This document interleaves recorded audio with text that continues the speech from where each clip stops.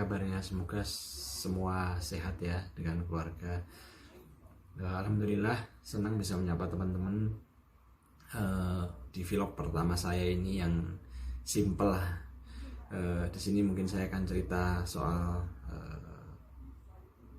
pengalaman selama karantina dalam video singkat ini. Mungkin sebelum mengawali kegiatan yang saya lakukan selama karantina, saya cerita dulu sedikit soal awal kami bisa berada di Cina, karena memang kantor kami bikin perwakilan baru di China. Jadi saya udah di China sejak September 2018 dan kemudian kantor kami baru berdiri Februari 2019, dan qadarullah baru setahun berdiri ternyata ada pandemi COVID. Dan kami terpaksa harus balik ke Jakarta waktu itu di akhir bulan Februari. Saya bawa keluarga semua pulang dan akhirnya nggak bisa balik lagi karena pemerintah Indonesia menutup penerbangan baik keluar Indonesia maupun masuk ke Indonesia, jadi nggak bisa balik lagi ke Cina waktu itu. Dan kami 7 bulan akhirnya kerja dari Jakarta. Proses kepulangan sendiri ke Cina sendiri nggak mudah karena protokol yang sangat ketat dari Kedutaan Besar Cina di Jakarta. Jadi kami dibantu oleh teman-teman Kementerian Luar Negeri waktu itu untuk bisa menembus birokrasi di Kedutaan Besar Republik Indonesia.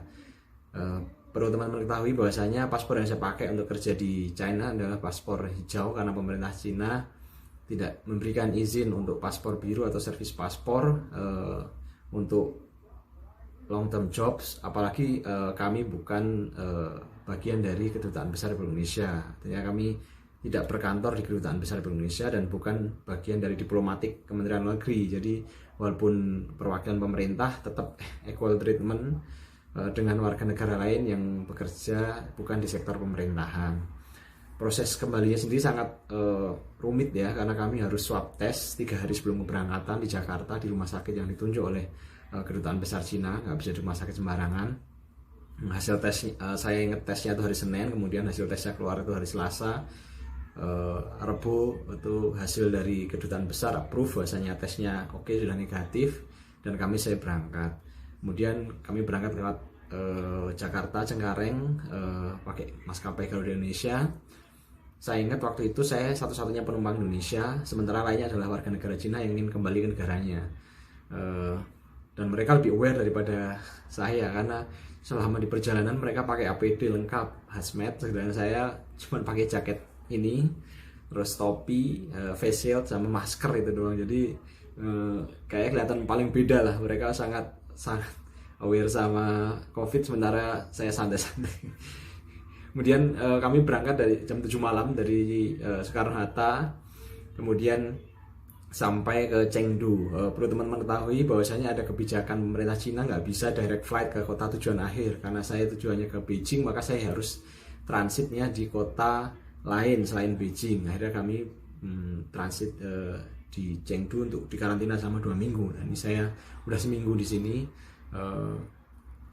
dan mereka menyediakan fasilitasnya dari pemerintah walaupun dengan biaya yang harus kita bayar sendiri. Jam 2 malam waktu itu kami sampai ke Chengdu, masuk ke bagian kesehatan pemeriksaan. Setelah itu kami di swab. Jadi teman-teman bisa bayangin jam 2 malam saya ngantuk banget dan di swab. Aduh, Masya Allah, itu nikmat dan suatu pengalaman yang tidak akan terlupakan. Kemudian setelah selesai swab, kami masuk ke bagian imigrasi. Ya seperti biasalah imigrasi, meriksa dokumen. Setelah dinyatakan oke semua dokumen, saya ditempatkan dengan warga negara China asli yang juga akan dikarantina. Jadi ini karantina nggak cuma warga negara asing ya, jadi warga China yang dari luar negeri pun wajib dikarantina.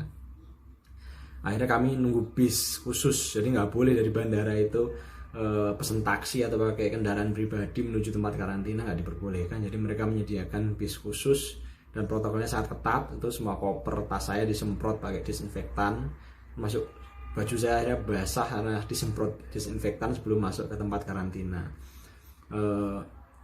Ya begitulah awal ceritanya. Jadi sampai saya bisa terdampar di tempat karantina ini selama 2 minggu. Nanti teman-teman bisa lihat aktivitas saya. Mulai saya bangun pagi, kemudian apa sih kegiatannya. Semoga ya vlog yang simple ini bisa berikan manfaat lah, berikan informasi, share pengalaman yang barangkali bisa nanti digunakan untuk teman-teman, barangkali nanti ada yang mau ke Cina gitu ya. Oke teman-teman, saksikan ya. Halo teman-teman, sekarang saya mau tunjukkan kamar hotelnya. Jadi hotel ini adalah hotel yang ditunjuk oleh pemerintah Cina. Jadi mereka nggak bisa main-main memperlakukan orang yang dikarantina di sini. Dalam arti sangat ketat. Protokol ada di depan kamar saya. Itu ada petugas yang jaga pakai APD 24 jam. Cuman saya nggak dibolehin video, tadi saya coba minta izin nggak dibolehin. Kamar hotelnya semalam sekitar 400 renminbi. Kalau dirupiahin ya berkisar antara 800.000 lah, 800.000. Kalau di Cina ini ukurannya sangat murah, harga segitu, karena rata-rata hotel dengan fasilitas yang sama seperti yang saya terima ini harganya bisa 800 sampai 1000. Tadi saya tanya Mas Radik, harga kamarnya 750 renminbi di Beijing. Beijing memang sangat mahal, kota mahal karena kota ibu kota ya, sama lah seperti Jakarta. Secara umum fasilitasnya sih standar saja lah, nggak terlalu luxury juga, tapi juga nggak terlalu terlalu kotor lah, nggak biasa aja lah ya, biasa aja. Saya tunjukkan ya teman-teman. Kita lihat pertama ini kamar mandinya teman-teman, ya standar lah, standar semua. Ini tempat saya nyemur baju karena nyuci sendiri. Ya ini shower di sini. Adalah ini standar lah, standar kamar mandi biasa. Kemudian kita keluar. Nah di sini saya pakai tempat ini, wastafel ini untuk nyuci. Saya bawa sabun sendiri. Kemudian kita masuk kamar. Ya kamarnya biasalah, ini standar lah, standar seperti ini. Ada TV, kemudian ya standar. Kebetulan saya dapat hotelnya ini view-nya bagus. Nanti teman-teman saya tunjukin ketika view siang ya. Tapi ini kalau malam juga bagus banget sih. Kotanya ya metropolitan lah, metropolitan. Chengdu ini kota metropolitan. Nanti saya tunjukkan video ketika siang ya. Nah ini kamarnya biasa. Ini tempat kerja, mereka menyediakan saya buah dan air setiap hari. Ini bahkan sampai berlebih-lebih, karena sehari itu bisa 3 kali mereka ngasih buah. Jadi ini sisa beberapa hari yang belum bisa saya habiskan, tapi insya Allah nanti saya habiskan. Semuanya standar lah hotelnya. Nah ini ya sholat di sini. Ya inilah kamarnya seperti ini. Oke teman-teman, tadi saya janjiin pemandangan kota Chengdu. Kebetulan saya ada video waktu saya rekam pas kemarin siang, jadi teman-teman bisa lihat keindahan kota Chengdu walaupun cuma dari kamar ya. Ya teman-teman, ini pemandangan kota Chengdu di waktu siang yang kemarin sempat saya rekam. Masya Allah bagus ya. Ya sama mungkin dengan kota-kota metropolitan lain ya. Saya malah ingat jadi kayak seperti di Los Angeles ini.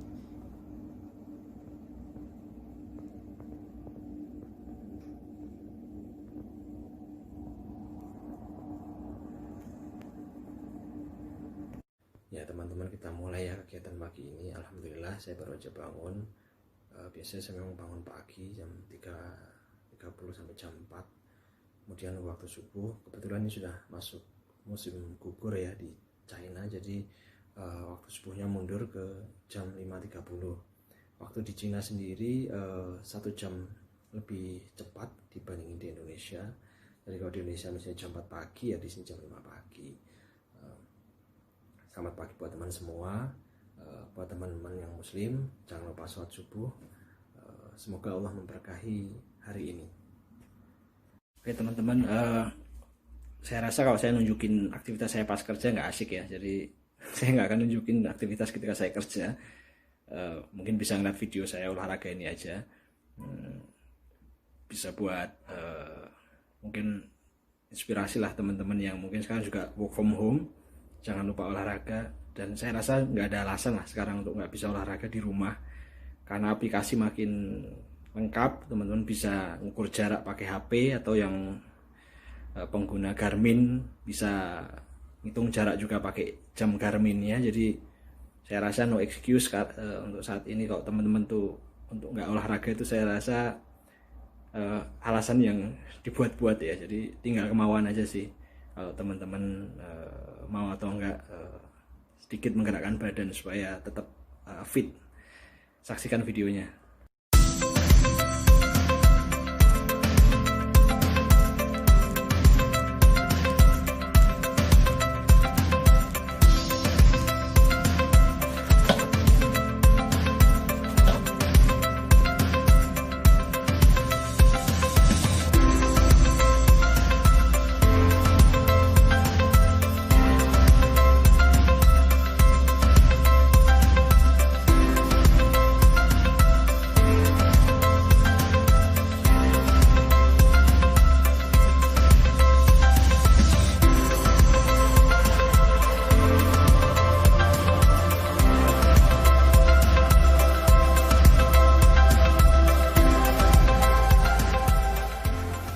Halo teman-teman, saya baru selesai olahraga.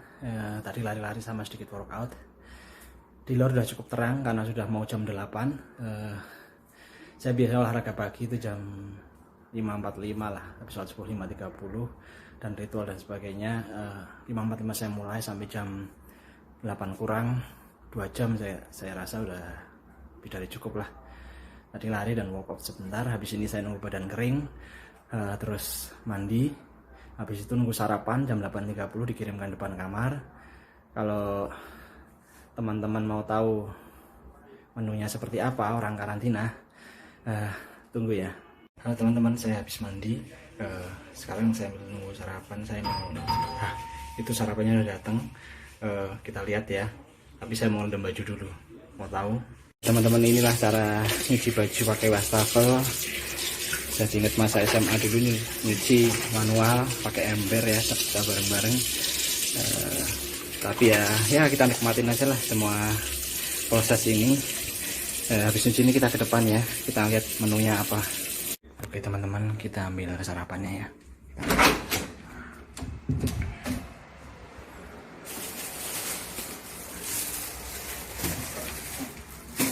Oke teman-teman, kita lihat nih sarapannya apa, kita buka ya. Oke.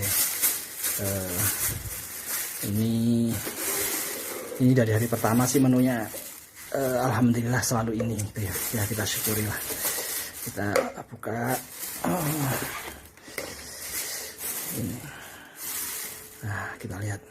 Jadi menunya pertama ada ini susu kedelai.